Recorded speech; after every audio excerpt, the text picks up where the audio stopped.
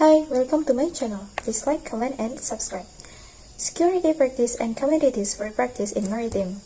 What kind of activities are conducted when actors say that they are doing maritime security?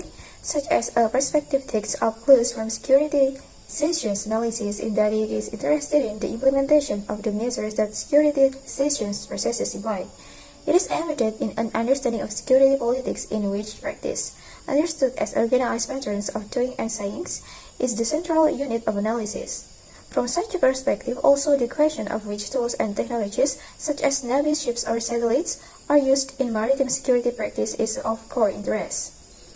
There is a spectrum of practices which are conventionally part of maritime security, yet agency engage in different of these. These practices first include those that are geared at maritime domain awareness, or MDA.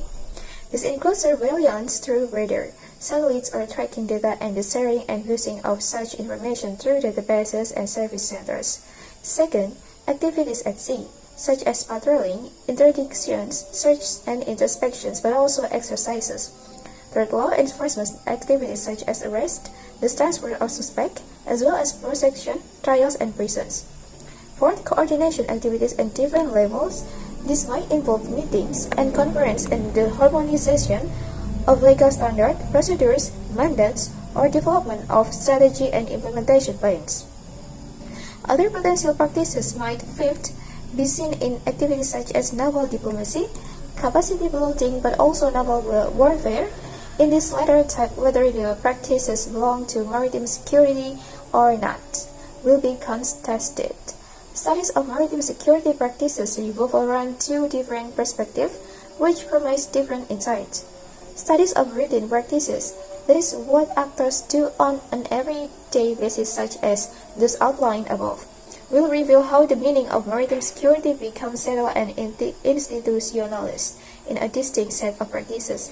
Another perspective implies to investigate when it is contentious whether a set of activities should be carried out under the name of maritime security. Practices such as naval warfare, naval diplomacy, and maritime capacity building potentially belong to other worlds of meaning such as war, diplomacy, and development. Studying the controversies around such practices provides insight on how actors delimit the meaning of maritime security. The provision of maritime security is a major interagency challenge even on national level. The broader the understanding of maritime security, the wider the range of actors involved. While the precise form of national coordination, joint policies and operations, and information sharing depends on the design of governmental activity, different functional agencies require to be coordinated. This includes civil-military coordination, since there is no definable separation between civil activities and naval operation. It includes several regulatory agencies, such as Ministries of Transport, Fisheries, Agriculture, and Trade, and legal agencies, from Coast Guard to port authorities, border guards, the police, or intelligence services. It also concerns the coordination between the state and shipping and fishing companies, resource industries, as well private maritime security providers. Actors from the maritime industry are a potential target as well as potential perpetrators. Private security provision is a growing industry. Security companies not only protect port facilities or maritime installations but also provide armed guard on board vessels, or might even be contracted to manage entire exclusive economic zones, such as in the case of Benin. Maritime security is widely understood as a transitional task. The 2008 UN Secretary General's report stresses the importance of international cooperation and coordinated responses, and stresses that maritime security is a shared responsibility and requires a new vision of collective security. Other maritime strategies, including those of the US, NATO, the EU, or the UK, equally emphasize the importance of multilateralism and joint coordinated response. This is consequential given that maritime security threats are transnational and perpetrators operate across boundaries.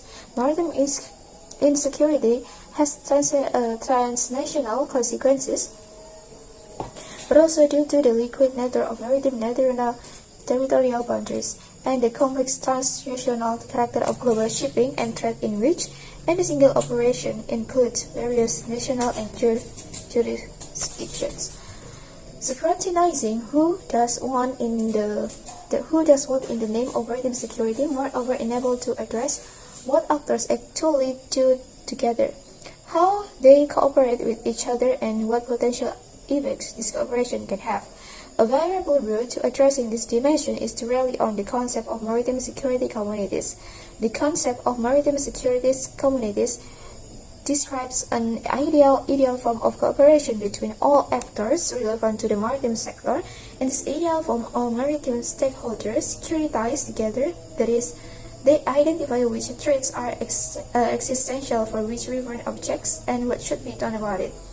Actors engage on a day-to-day basis to share information and coordination their activities. They develop common repertoire of understanding and tools to foster maritime security. The concept of maritime security communities draws on and specifies the concept of security communities for the challenge of maritime securities. Following the original proposal by integration theorist Carl Dutch, security communities have been understood as a form of political cooperation largely characterized by the absence of war, the peaceful settlement of conflict among communities members, and a growing sense of mutual trust and the development of a collective identity.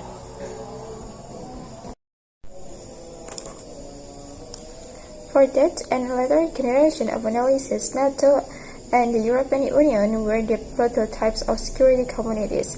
The notion of maritime security communities integrates current thinking about security communities and develops this concept. Further, in arguing that an appropriate understanding of security has to go beyond the traditional understanding of the absence of war. Security communities are a distinct form of security governance that differ from others such as alliance.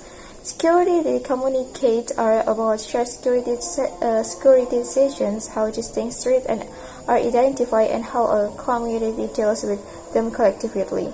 Moreover, this reformulation clarifies that what makes security communities thrive are not from threats, communique, or declaration, but everyday organizational practices. This might involve high-level politicians and diplomats, but primarily concern the broader range of lower and mid-level security practitioners and experts and how they engage with each other. The concept of maritime security community is an ideal type. It is useful to evaluate how actors collaborate in maritime security, yet not really existing community will ever fully correspond to the expression of the concept of security community. Thank you for watching. Don't forget to like, comment, and subscribe.